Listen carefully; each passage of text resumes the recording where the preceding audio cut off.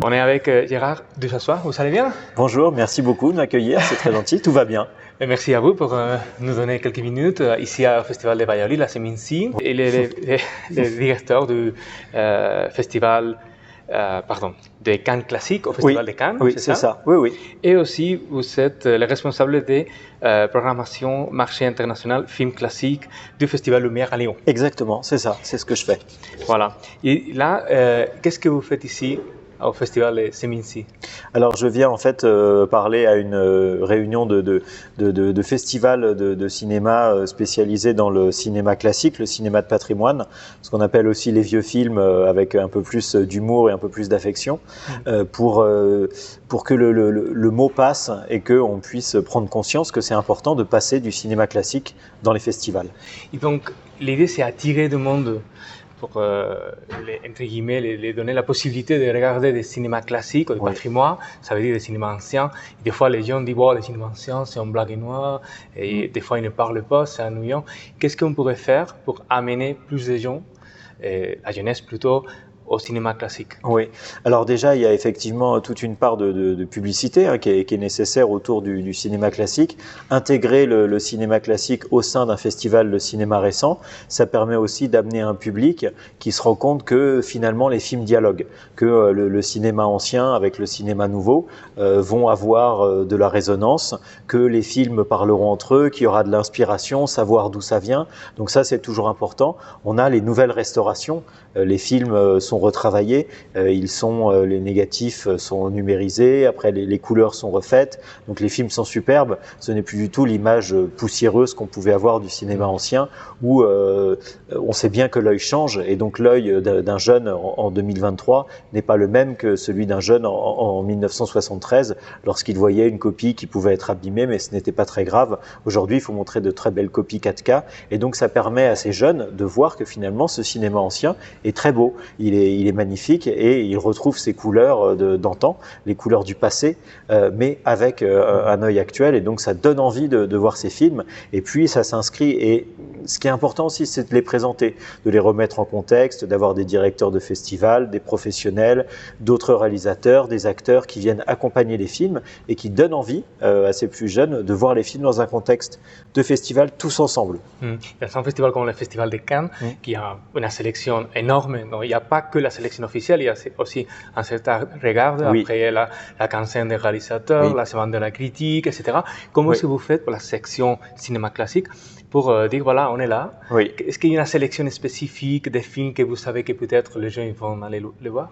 Alors on travaille en fait à 3 niveaux, c'est-à-dire qu'on a créé une accréditation spéciale, donc on travaille avec des écoles de cinéma qui viennent d'une vingtaine de pays et qui viennent spécifiquement voir des films à Cannes Classics. Ils voient aussi des films du Festival de Cannes, ce seront pour la plupart des futurs professionnels, parfois oui, parfois non. On travaille aussi avec Cannes Cinéma, qui est une entité qui est une émanation de la ville de Cannes, qui vient de la ville de Cannes, qui a été créée par la ville de Cannes et qui envoie en fait des scolaires voir des films de cinéma classique, et puis avec des clubs de retraités qui sont jeunes et qui ont envie de voir du cinéma. Donc on crée en fait toute une envie de voir des films avec des gens qui sont ce qu'on appelle un public captif. Ça c'est la première chose. Et puis après, au sein du Festival de Cannes, on essaye de créer un programme très très attractif avec des hommages, avec des lignes éditoriales, avec des artistes qui présentent des films pour que ça soit le plus vivant possible. Et on passe aussi des films de Cannes Classics au cinéma de la plage, donc tout près du Palais des Festivals. Tous les soirs, il y a des projections en majorité de Cannes Classics au cinéma de la plage. Et là, il n'y a pas d'excuse pour ne pas aller parce que c'est gratuit. C'est gratuit, c'est ouvert à tous, sans accréditation. Donc là, c'est vraiment pour le plaisir du cinéma. Sauf s'il y a la pluie, mais sinon, ça va. Sauf s'il y a la pluie, mais ça arrive rarement. Et puis même l'année dernière, on a vu par exemple la nouvelle restauration de Thelma et Louise, le film de Ridley Scott, qui était à Cannes hors compétition. Le film de clôture en 95, qui est un film qui, malgré la pluie, a rassemblé plus de 600 personnes à l'extérieur. Et votre gestion au Festival des Lumières à Lyon, est-ce que vous pouvez juste donner un petit résumé? Oui, bien sûr. Moi, je travaille au sein du marché. Donc, le marché, c'est une création de Thierry Frémaux, qui est donc le délégué général du Festival de Cannes, et puis aussi le directeur général de l'Institut Lumière à Lyon. qui a créé un marché pour que les professionnels aient un endroit en fait où faire du business autour du cinéma de patrimoine, parce qu'il y a des ventes, parce qu'il y a des achats, parce qu'il y a beaucoup de discussions autour du cinéma de patrimoine, et donc il y avait vraiment besoin de créer ce lieu de rassemblement pour que l'activité financière ait lieu. Et donc on organise des tables rondes, on organise des rencontres, des projections de films qui vont être restaurés, de films nouvellement restaurés, beaucoup de discussions, beaucoup de créations, beaucoup de cocktails aussi, parce que c'est aussi comme ça que les affaires marchent. Et donc c'est une activité qui est très complémentaire avec la programmation et qui est très joyeuse, parce que les professionnels du cinéma classique sont des passionnés de cinéma. Il y a une véritable passion autour du cinéma classique. Dernière question pour finir. Où est-ce que vous regardez le futur du cinéma classique? Vous savez quoi en face de vous? Je pense qu'il y aura déjà une ouverture vers beaucoup de cinématographies qui sont peu explorées à l'heure actuelle. L'Inde, l'Asie, l'Australie, je pense aussi à beaucoup de films qu'on a besoin de découvrir. Il y a toute une redécouverte du cinéma américain aussi qui est nécessaire, parce qu'à l'heure actuelle, beaucoup de films sont restaurés pour les plateformes. Et donc, ça veut dire qu'il y a beaucoup de films, par exemple de John Ford, de Walsh, qui nécessitent de retrouver le grand écran.